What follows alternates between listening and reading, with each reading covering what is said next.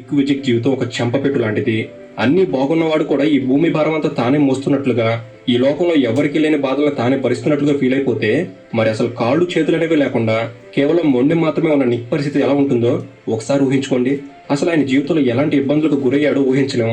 కాళ్ళు చేతులు లేకుండా చిన్న బాడీతో ఆయన అన్ని పనులు చేసుకుంటూ స్విమ్మింగ్, సర్ఫింగ్, కీబోర్డ్ టైపింగ్ చేస్తూ, పుస్తకాలు రాస్తూ, మోటివేషన్ స్పీకర్ గా ఇప్పటి వరకు 60కి పైగా దేశాల్లో పర్యటించి లక్షలాది మంది జీవితంలో ధైర్యాన్ని, జీవితంపై కోరికను నింపుతున్నాడు. అలాంటి ఆ గొప్ప వ్యక్తి యొక్క జీవితం గురించే, వారి జీవితంలో ఎదుర్కొన్న కష్టాలను గురించే ఈ వీడియోలో నేను మీకు తెలియజేయబోతున్నాను. వీడియో అనేది చాలా చాలా ఇంట్రెస్టింగ్ గాను, ఇన్స్పిరేషన్ గాను ఉంటుంది. సో దయచేసి ఎండ్ వరకు మిస్ అవ్వకండి.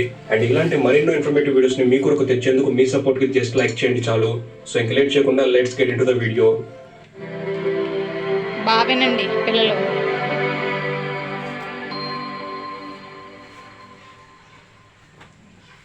అది 1982వ సంవత్సరం ఆస్ట్రేలియాలోని మెల్బోర్న్స్ లో దుసంక బోరిస్లావ్ అనే ఇద్దరు దంపతులకు డిసెంబర్ 4న ఒక బిడ్డ జన్మించాడు. అయితే ఎంతో ఆశగా తమ బిడ్డ కోసం ఎదురు చూస్తున్న ఆ దంపతులకు చివరికి ఒక చెడు వార్త వినాల్సి వచ్చింది. అదే అంగవైకల్యంతో వారికి బిడ్డ పుట్టాడు అని.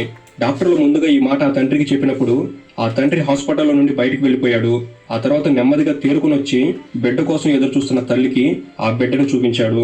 కానీ తల్లి మొదట ఈ బిడ్డను చూసి భయపడింది. తన కళను తానే నమ్మలేకపోయింది. ఎందుకంటే ఆ బిడ్డకు అసలు కాళ్ళు చేతులు అనేవి లేవు. కేవలం మొండెం మాత్రమే కనిపిస్తుంది. కాళ్ళు ఉండాల్సిన ప్లేస్ లో ఒక చిన్న అవయవం వేలలాంటి ఆకారంలో ఉండి అది కూడా అతుక్కుని ఉంది. ఆ బిడ్డని హక్కును చేర్చుకోవడానికి ఆ తల్లిదండ్రులకు వారం సమయమే పట్టింది. అసలు ఆ బిడ్డ అలా పుట్టడానికి గల కారణం టెట్రా అమిలియా అనే అరుదైన వ్యాధి. ఇది 1,000,000 మందిలో ఒకరికి మాత్రమే వస్తుంది. ఇక ఆ తల్లిదండ్రులు ఆ బిడ్డ పరిస్థితిని చూసి వారి మానసిక వేదన నుండి బయటకు వచ్చి ఆ బిడ్డ బతకడం కోసం ఏం చేయాలి అని ఆలోచించడం మొదలుపెట్టారు. ముందుగా తన కాళ్ళ దగ్గర అతుక్కొని ఉన్న ఆ వేళ్లను ఆపరేషన్ చేసి విడదీయమని డాక్టర్లను అడిగారు. ఎందుకంటే ఆ వేళ్ల ద్వారా చిన్న చిన్న పనులు నిక్ చేసుకోవచ్చు అని అనుకున్నారు.